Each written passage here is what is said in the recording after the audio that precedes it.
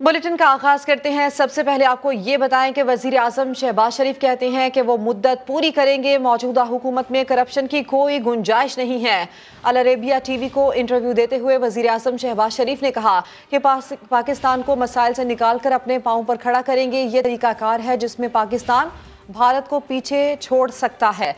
वजीर आजम की भारतीय वजीर आजम को मुज़ाकरात की पेशकश, कहा मुज़ाकरात की मेज़ पर आए, संजीदा और पुरखुलूस बातचीत करें। बातचीत से कश्मीर जैसे मसाइल हल हो सकते हैं। एक दूसरे से लड़कर वक्त और वसाइल ज़ाया ना करें। जंग से बेरोजगारी, गुर्बत, लोगों की जिंदगियों में बदहाली आएगी। हम भारत के साथ पुरअमन तरीके से रहना चाहते हैं। कराची का मेयर कौन बनेगा? मेयरशिप का खेल दिलचस्प मरहले में दाखिल हो गया। कोई जमात सादा अक्सरियत हासिल ना कर सकी। भुट्टो दौर के बाद पहली बार कराची में पीपल्स पार्टी का राज। 93 नशिस्तें जीतकर शहर की सबसे बड़ी जमात बनकर उभरी है। 86 नशिस्तों के बाद जमात इस्लामी का दूसरा नंबर है। तहरीक इंसाफ 40 नशिस्तें जीतकर तीसरे नंबर पर रही है। नून लीग 7, JUI 3, तहरीक लब्बैक 2 नशिस्तों पर कामयाब हुई है। 3 यूनियन काउंसिल्स पर आज़ाद उम्मीदवार भी कामयाब हुए हैं। मगर सवाल वही है कि कौन बनेगा कराची का मेयर? जमात इस्लामी का बाजी पलटने की पोजीशन में आ चुकी है, लेकिन जराये के मुताबिक तहरीक इंसाफ के रहनुमा ने सिराजुल हक ने इमरान खान को ये पैगाम भेजा है कि सिराजुल हक ने यह कहा है कि PTI की पेशकश पर मुशावरत के लिए वक्त मांगा है। खिलाड़ियों ने वजन डाला तो तराजू 126 नशिस्तों के साथ हाफिज नईमुर रहमान की जानिब झुक जाएगा। बात करेंगे ब्यूरो चीफ कराची असलम खान साहब हमारे साथ मौजूद हैं। असलम खान साहब, पहले बल्दियाती इंतखाबात होंगे या नहीं होंगे, ये मसला हल होके नहीं दे रहा था। फिर कराची वालों के मसाइल एक जानिब रह गए, अब ये मसला नहीं हल हो रहा कि मेयर कौन बनेगा। देखिए, चूंकि एक नंबर जो है वो यूसीस का कम से कम 124 की तादाद में अगर अराकीन आते तो किसी जमात को वाज़ेह अक्सरियत होती। 11 नशिस्तों पर अभी भी इंतखाब होना बाकी है। 235 नशिस्तों पर इंतखाब हुआ है। उन नशिस्तों के मुताबिक जो पीपल्स पार्टी को नशिस्तें हासिल हुई हैं और 93, जमात इस्लामी को 86 नशिस्तें हासिल हुई हैं। और इसके अलावा भी एक और चीज भी है कि जो ये अराकीन है वो मखसूस और खवातीन और अकलियती नशिस्तों पर भी उन्होंने इंतखाब करना है। अभी ताज़ा तरीन जो सूरत हाल है, जिन नशिस्तों पर इंतखाब हुआ है, उसके बाद पाकिस्तान पीपल्स पार्टी की जो नशिस्तें वो 142 है, जमात इस्लामी की 133 है। जो एक मैजिक नंबर होगा इस ऐवान को मुकम्मल करने के लिए वो तकरीबन 180 185 का एक हिस्सा आएगा। और इस वक्त भी अगर हम देखें कि जमात इस्लामी और PTI अगर मिल जाएंगे तो वो ये मतलूबा तादाद हासिल कर लेंगे। पीपल्स पार्टी इस पोजीशन में नहीं है कि वो तना जमात बना सके। कोई भी जमात, PTI तो इस दौर से बिल्कुल बाहर है, उसे किसी का इत्तेहादी बनना पड़ेगा तो ही वो कुछ हासिल कर सकेगी। लेकिन पीपल्स पार्टी जो कराची में सबसे बड़ी अक्सरती जमात बनकर उभरी है, उसे भी किसी न किसी इत्तेहादी और बड़े इत्तेहादी को मिलाना होगा। जमात इस्लामी की तरफ देखना होगा या PTI। सईद गनी साहब वाज़ेह कि PTI से इत्तेहाद नहीं होगा, तो अब उनके पास जमात इस्लामी के अलावा कोई ऑप्शन नहीं है। दीगर जमातों के नंबर इतने ज्यादा नहीं है कि वो पीपल्स पार्टी को मेयर बनाने में मदद दे सकें। जी, बड़ी तफसील से आपने हमें समझाया है कि सिचुएशन बन क्या रही है। असलम खान साहब, आपका शुक्रिया।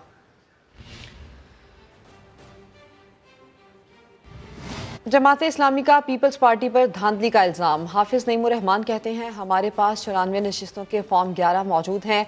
रिटर्निंग अफसरान की मिली भगत से वोटों की गिनती में धांधली हो रही है। पीपल्स पार्टी ने इल्ज़ामात को मुस्तरद कर दिया है, जबकि नासिर हुसैन शाह ने programme red line with Talat में कहा कि कामयाबी बिलावल भुट्टो के विजन का नतीजा है।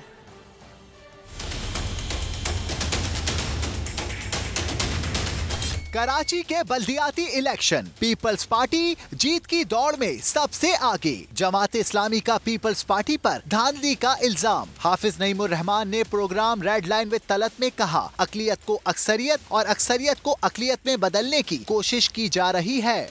अगर 7590 किसी जगह पर हमारे नंबर्स हैं, औरंगी टाउन की UC 7 और चौथे नंबर पर पीपल्स पार्टी के 1300 कुछ वोट हैं, और वो जो चौथे नंबर की पार्टी है RO के जरिए से उसको नंबर 1 पार्टी डिक्लेयर कर दिया जाए, तो मुझे आप बताइए ना कि मैं क्या कहूँ उसको। मैं कहूँ कि बहुत मुनसिफाना तरीके से नताइज का ऐलान हो रहा है। पीपल्स पार्टी ने जमात इस्लामी के इल्जाम को मुस्तरद कर दिया। मैं पूरा यकीन दिलाता हूँ कि किसी किस्म की कोई भी रिगिंग नहीं। अब हो क्या रहा है कि अगर पाकिस्तान पीपल्स पार्टी को इतनी बड़ी तादाद में कामयाबी हुई है तो ये बड़ा सबके लिए पता नहीं क्या हो गया है कि वो समझ रहे हैं कि क्या ये वो विजन है जो चेयरमैन बिलावल भुट्टो जरदारी साहब का था। कराची में बल्दियाती इंतखाबात के नताइज सामने आने के बाद टाउन्स के चेयरमैन और वाइस चेयरमैन की दौड़ में पीपल्स पार्टी को एक टाउन की बरतरी हासिल है। कराची के जिला मलीर के तीनों टाउन्स में चेयरमैन की नशिस्तों पर पीपल्स पार्टी को बरतरी हासिल है। जिला जनूबी के लियारी टाउन और सदर टाउन का चेयरमैन भी जियाला होगा। जिला शर्की के सोहराबकोट टाउन में भी पीपी का चेयरमैन होगा। जिला किमाड़ी के तीनों टाउन्स में भी चेयरमैनशिप पीपल्स पार्टी के हिस्से में आ गई है। बात करेंगे कराची के सबसे बड़े जिले की, तो जिला वस्ती के 5 टाउन्स में चेयरमैन जमात इस्लामी के होंगे। जिला शर्की में भी 3 टाउन्स की चेयरमैनशिप जमात इस्लामी के पास आ गई है। चनेसर टाउन में चेयरमैन के लिए जोड़ तोड़ का इम्कान है। कोरंगी में भी जमात इस्लामी को वाज़े बरतरी हासिल है। जिन्ना टाउन की 11 यूसीज में से जमात इस्लामी ने 7, तहरीक इंसाफ ने 4 यूसीज हासिल करनी हैं। जिन्ना टाउन में चेयरमैन जमात इस्लामी का होगा।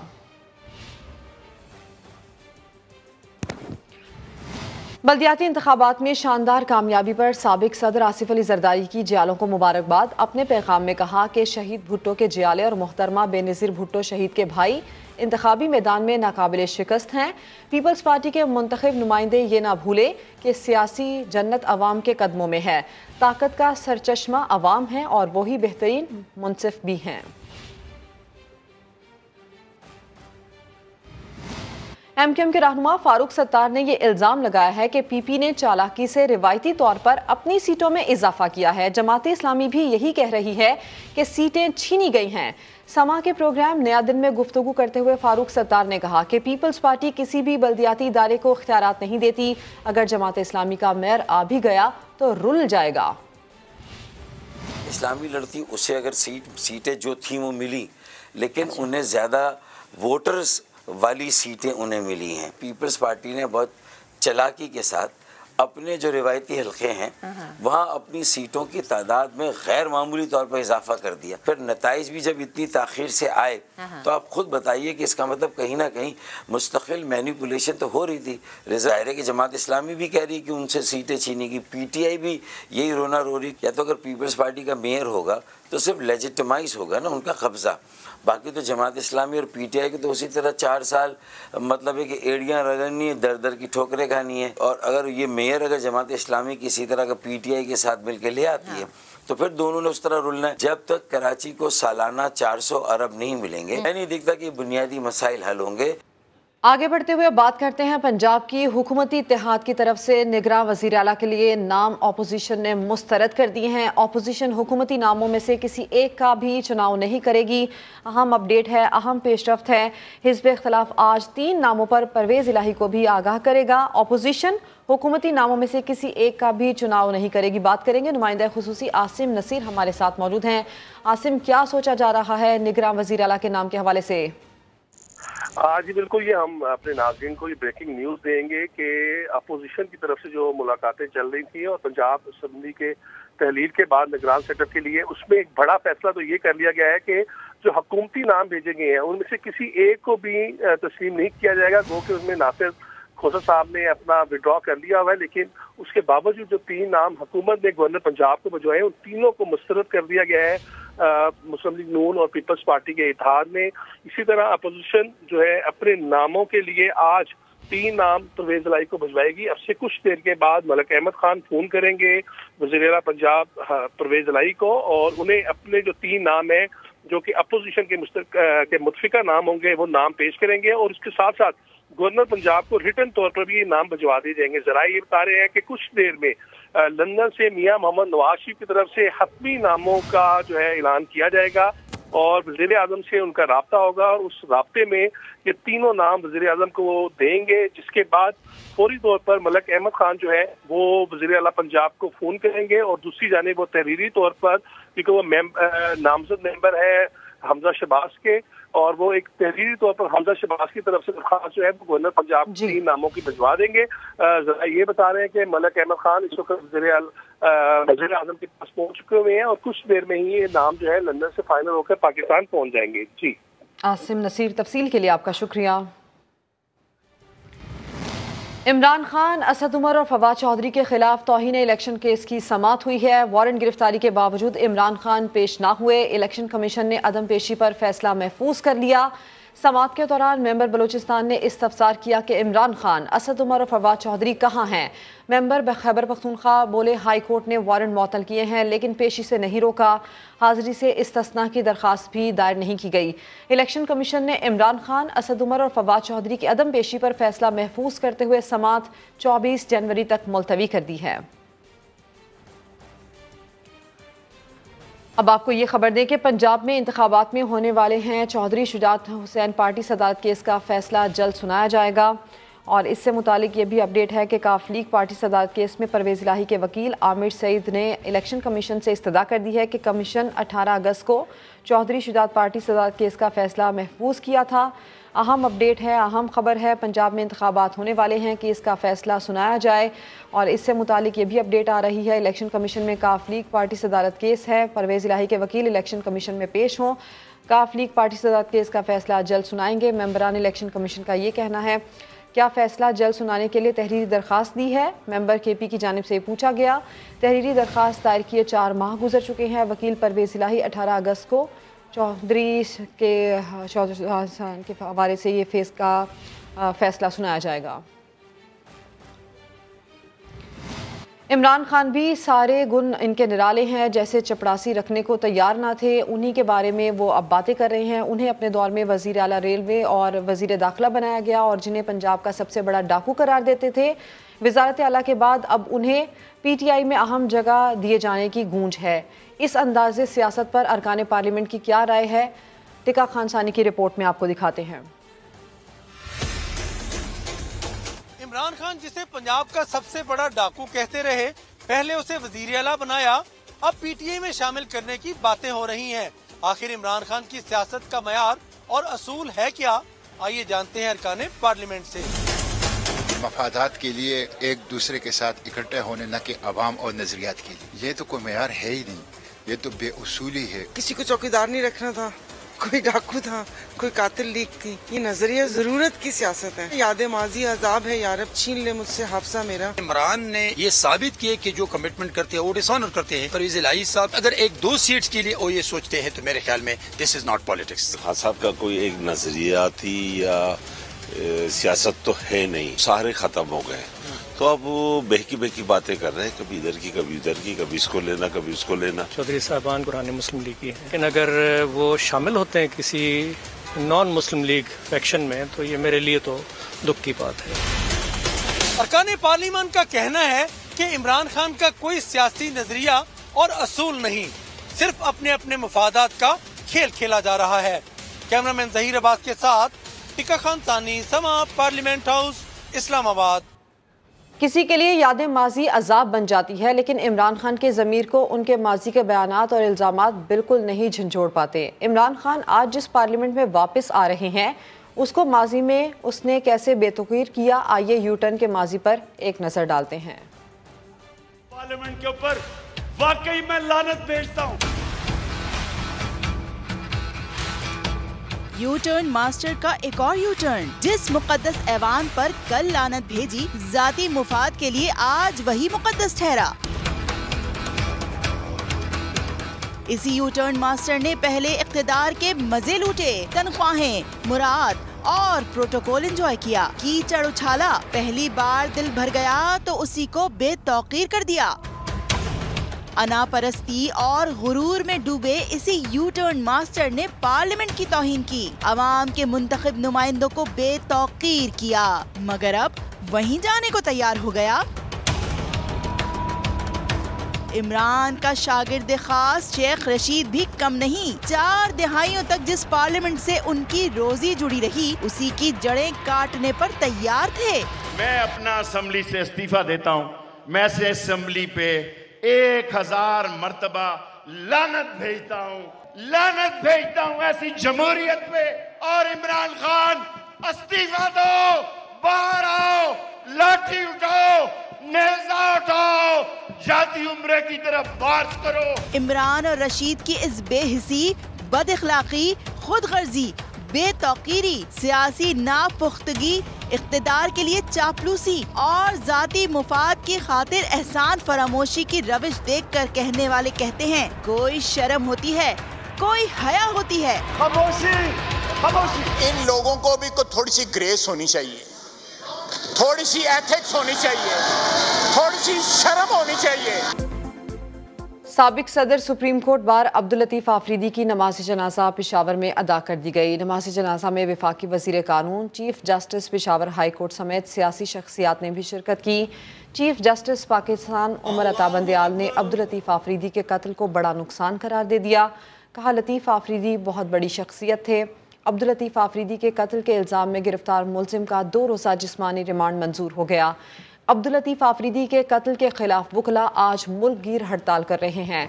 इस्लामाबाद हाई कोर्ट में केस की समाअत के दौरान चीफ जस्टिस आमिर फारूक ने सरकारी वकील से पूछा कि आज वकला कम है, क्या आज हड़ताल है? सरकारी वकील ने कहा, आज लतीफ आफरीदी के कत्ल के खिलाफ हड़ताल की कॉल है। चीफ जस्टिस ने कहा कि किसी को खिराज तहसीन पेश करने का तरीका हड़ताल तो नहीं, जिस केस में वकला नहीं आ रहे उन्हें अगली तारीख दे दें। लाहौर में आटे की सप्लाई बुरी तरह मुतासिर है। सरकारी आटे के थैले मार्केट से गायब हो गए हैं। गंदम की कीमतों में कमी के पेश नज़र आटा सस्ता होकर मजीद नायाब हो चुका है। आटे की तलाश में शहरी दरबदर हो रहे हैं। तफसीलात जानते हैं इसी सिलसिले में उस्मान अलीम हमारे साथ मौजूद हैं। उस्मान, बताइए क्या तफसील है आपके पास? बिल्कुल, लाहौर समेत पंजाब भर में आटे के जो रेट्स बढ़ाए गए थे उसमें कमी तो किसी हद तक देखने में नजर आई है, लेकिन मार्केट में जो अवेलेबिलिटी है वो अब भी जूं की तूं है। मार्केट में सप्लाई चेन जो है वो मुतासिर है, जिसकी वजह से जो गली मोहल्लों समेत दीगर दुकानें हैं, किराना स्टोर हैं, वहां पर आटे की शदीद किल्लत जो है वो दिखाई देती है। खसूसी तौर पर सरकारी आटा जिसका 6 किलो वाले थैले का रेट 650 और 20 किलो वाले थैले का रेट 1300 रुपया मुकर्रर किया गया है, वो मार्केट से मुकम्मल गायब दिखाई देता है। जो 15 किलो वाला आटे का थैला है मुख्तलिफ फ्लोर मिल्स का, वो मनमानी कीमतों पर जो है वो फरोख्त किया जा रहा है। गुज़िश्ता चंद दिनों में इसकी कीमत 15 किलो वाले थैले की 2150 से 2200 रुपए तक जा पहुंची थी, जो कि अब कम होकर 1950 से लेकर 2050 तक जो है वो आ चुकी है। और गर्मियों में बिजली और सर्दियों में गैस गायब। पेशावर के बेशतर इलाकों में गैस की लोड शेडिंग से शहरी परेशान हैं। हुकूमत से गैस की फराहमी का मुतालबा कर दिया। शहाबुर रहमान रिपोर्ट करेंगे। गैस की फराहमी यकीनी बनाने के लिए CNG स्टेशनों की बंदिश भी काम न आई। पेशावर में सर्दी बढ़ी तो गैस की आंख मचोली भी शुरू हो गई। 24 घंटों में सिर्फ 3 से 4 घंटे गैस दस्तयाब। शहरी ज़हनी अजियत से दो चार। 24 घंटों में हमें तकरीबन 2-3 घंटे गैस आ जाता है। बाकी सारे जो है ना सिर्फ प्रेशर नहीं होता, हवा पे छोड़ लेता है, कहते हमने छोड़ दिया है। गैस लोड शेडिंग के 27 शहरी अपनी जरूरियात पूरी करने के लिए लकड़ियां जलाने पर मजबूर। बाजार में भी सिलेंडर वाले गैस नहीं बेचते क्योंकि गैस होती नहीं है। इसके अलावा वैन का भी बहुत प्रॉब्लम होता है, CNG स्टेशन में गैस नहीं होता, तो ये इशूज़ है हमारे, और ये सारे जो है ये गरीबों की इशू है। शहरी इलाकों में 8 से 10 घंटे जबकि दही इलाकों में 20 घंटे से ज्यादा लोड शेडिंग की जा रही है। कैमरामैन असद अली के साथ शहाबुर रहमान, समा, पेशावर। ब्रेक के बाद आपको बताएं कि बिजली की तकसीम कार कंपनीज ने एक साल में 292 अरब का नुकसान किया। नेपरा ने बिजली कंपनीज की नाकिस कारकर्दगी का पोल खोल दिया। बिजली कंपनीज की कारकर्दगी रिपोर्ट 2021-22 जारी कर दी गई है। बात करेंगे, जहीर अली हमारे साथ मौजूद हैं। जहीर, बताइए इस रिपोर्ट में मजीद क्या कुछ सामने आया? राबता करने की कोशिश करते हैं। बिजली की तकसीम कार कंपनीज ने एक साल में 292 अरब का नुकसान किया है। नेपरा ने बिजली की कंपनीज की नाकिस कारकर्दगी का पोल खोल दिया है। बिजली की कंपनीज की कारकर्दगी रिपोर्ट 2021 और 22 जारी कर दी गई है। एक साल में करंट लगने से हलाकतों के वाकयात भी 11% बढ़ गए हैं। गुज़श्ता माली साल करंट लगने से 196 इंसानी जानें ज़ाया हुई हैं। नेपरा की बिजली की तकसीर कार कंपनीज को सूबे के हवाले करने की तजवीज़ भी सामने आई है और इससे मुतालिक बिजली की कंपनीज की कारकर्दगी रिपोर्ट 2021 और 22 जारी की गई है।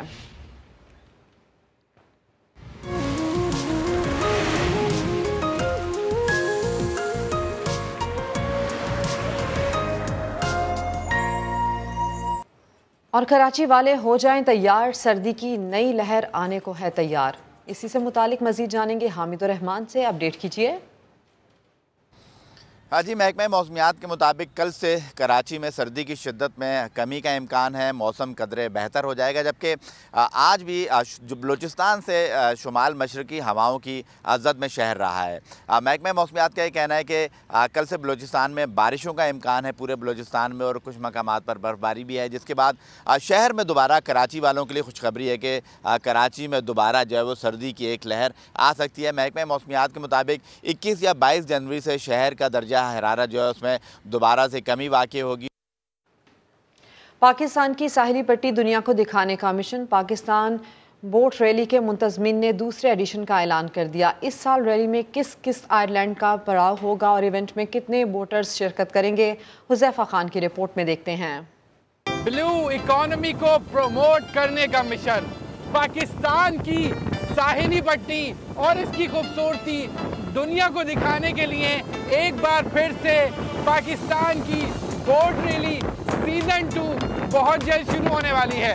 हम मौजूद है बहरे अरब में, आपकी बात करवाएंगे इस कम्युनिटी से, इनके कैप्टन से, और जानने की कोशिश करेंगे सीजन 2 में क्या क्या होने वाला है और शायकीन को पाकिस्तान की खूबसूरती किस तरीके से दिखाने वाले हैं।